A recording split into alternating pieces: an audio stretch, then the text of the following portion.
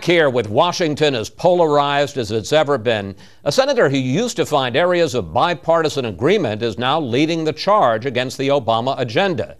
We're joined by Senator John McCAIN, and welcome back to Fox News Sunday. Thank you, Chris. And again, thanks for having General Odierno on. I think he's a great leader, and he and General Petraeus are as good as we've ever had. Well, looking forward to talking with him. I want to start with a report in the New York Times today that Defense Secretary Gates sent a top-secret memo to the White House in January warning that the U.S. does not have an effective strategy to deal with Iran as it makes steady progress towards a nuclear weapon.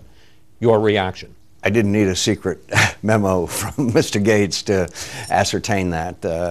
We do not have a coherent policy. I think that's pretty obvious.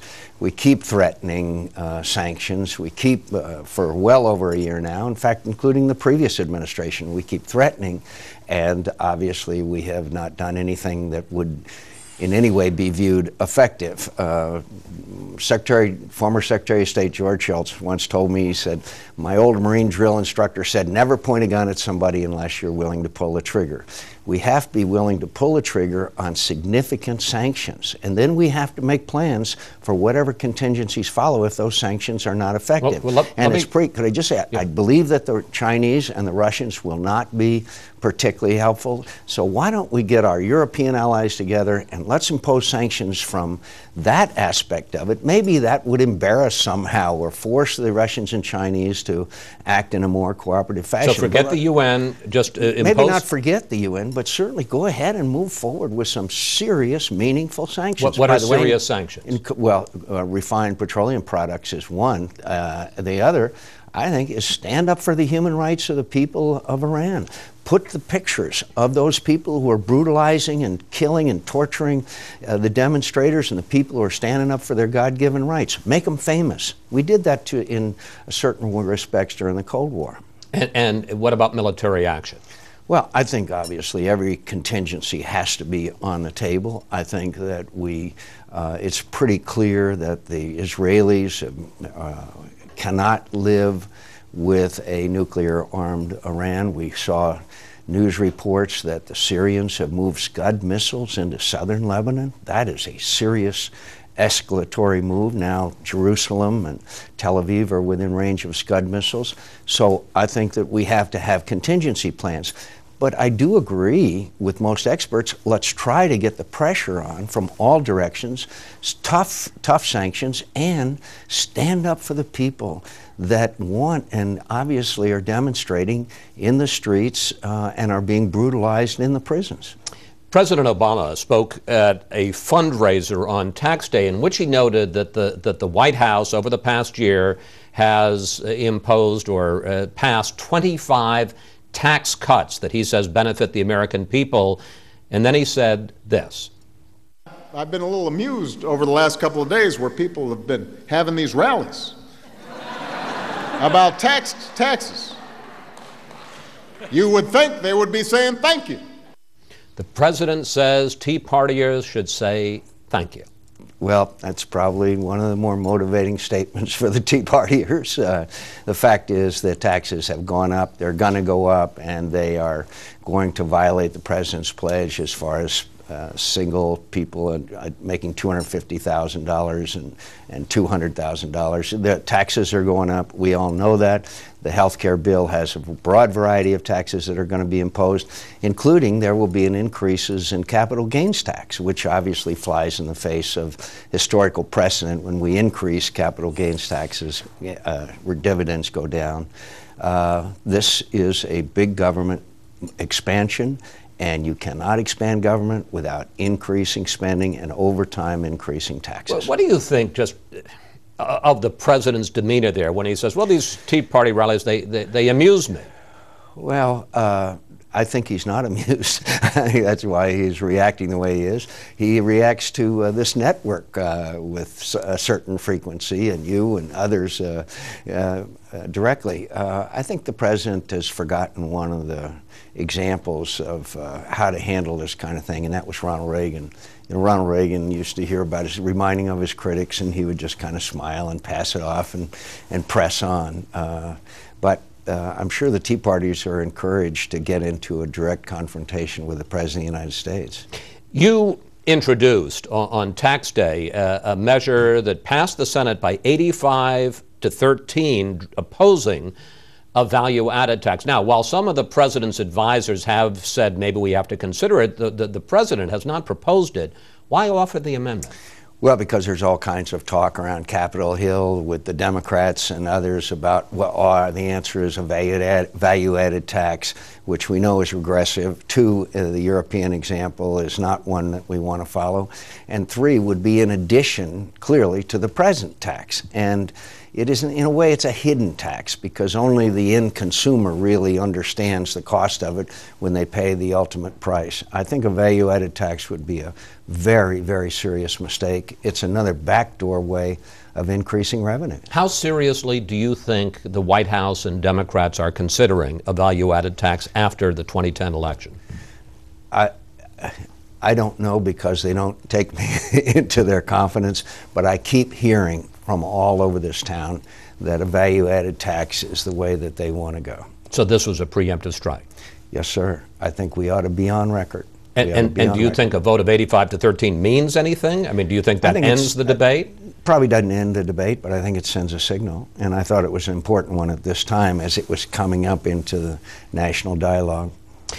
Senate Democrats may bring financial regulation of Wall Street to the Senate floor this week, if not certainly in the next couple of weeks. And the White House has now told Senate Democrats to drop the idea of a $50 billion fund paid for by the actual financial industry to liquidate, to finance the liquidation of these big institutions.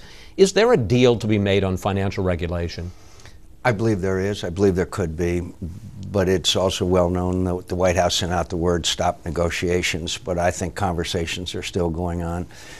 There's a number of aspects of this proposal that are disturbing to me. And by the way, I believe the White House is right. Do we need to spend more billions of dollars to bail out institutions? I thought the object was to make institutions too big to fail, do away with them being too big to fail, so therefore the taxpayers' dollars wouldn't have to be used. So I agree with the White House. Hooray! But on this business of leaving. So what's the holdup here? Leaving Fannie Mae and Freddie Mac out of it. Fannie and Freddie were the 2 of the major catalysts in this whole meltdown, this indiscriminate lending of money to buy homes from people that could never pay it back. The pressures of the Community Reinvestment Act to lend these loans to people that were never going to be able to make their mortgage payments. So Fannie and Freddie being left completely out of it. And the fact is we have to look at a number of other aspects of this which increase the role of unelected, unaccountable officials, and I think a greater role of the Congress of the United States. So you're upset about the fact that the Fed would have a bigger role in overseeing all of this? It concerns me because the Fed didn't play a very good role the last time around, and I think there needs to be a lot more government involvement and congressional involvement and oversight. And when we find out that Goldman Sachs was betting against its own investors and playing the double game, then I'm sure we're going to find out they weren't the only ones. Look, things have got to change in the way that they do business, and one of them, I think, is to let bankers do the traditional banking of lending money and having them be backed by the federal government, the FDIC. People want to engage in all this other stuff we've been reading about. Just don't have the taxpayers involved. Let them take their own risk.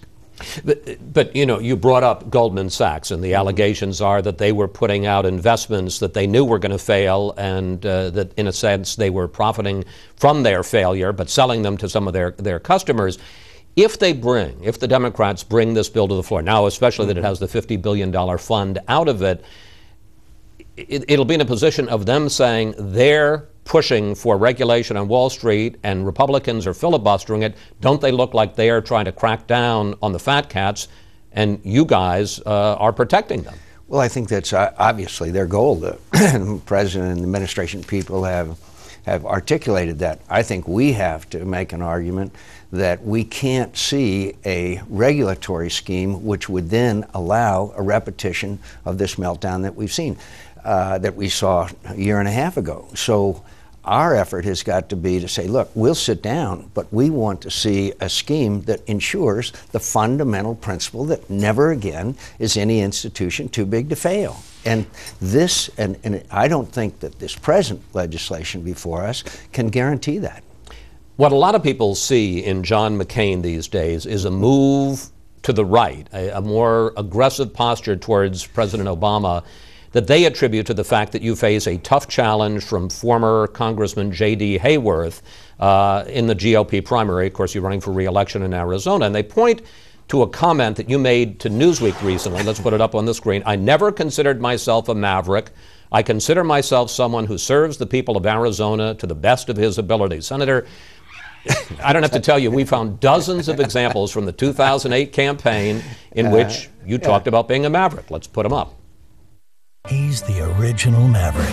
One is ready to lead. McCain. If you want real reform and if you want change, send a team of Mavericks. And what Maverick really means, what this team of Maverick really means, is we understand who we work for. How can you say I never considered myself a maverick? Well, look, when I was fighting against my own president, whether we needed more troops in Iraq or whether the spending was completely out of control, then I was a maverick. Now that I'm fighting against this spending administration and this out of control and reckless health care plan, then I'm a partisan. I've been called a lot of things, and I'll be glad to be called anything. But I'm a fighter, and that's what I am. And I fought against my own administration when I wanted to, when I thought it was necessary to do so, and I will fight against this administration when I think it's necessary to do so. But if I may press sure. it, it isn't what other people are saying about you, it's what you're saying about yourself. You said, I never considered myself a maverick. Well, what I was saying was that I have considered myself a person who's a fighter. I wouldn't be around today if I wasn't a fighter. I fight for the things that I believe in, and sometimes that's called a maverick, sometimes that's called a partisan. And people can draw their own conclusions. I prefer Great American myself, but... But are you running away from the maverick title because somehow it indicates that maybe you're not a true blue conservative? No, my title is that I fight for the things I believe in. I fight for the people of Arizona who are hurting very badly right now. Half the homes in Arizona are underwater. We have real unemployment of some 17%, and I'm continuing to fight for them as I have ever since I was fortunate enough to serve the people of Arizona. Your race against former Congressman J.D. Hayworth is tightening. Let's take a look at the latest polls. Last January, you led by 22 points. In a poll this week, you led by 5. And Hayworth described your conservatism this year this way: to the extent that he can encourage amnesia in the electorate, that's what he's aiming to do. Well, yeah, I enjoy the race. I love a campaign. I enjoy traveling all over the state. I'm confident of victory, and if we want to talk about who's conservative and who isn't, we'll have that conversation during this debate.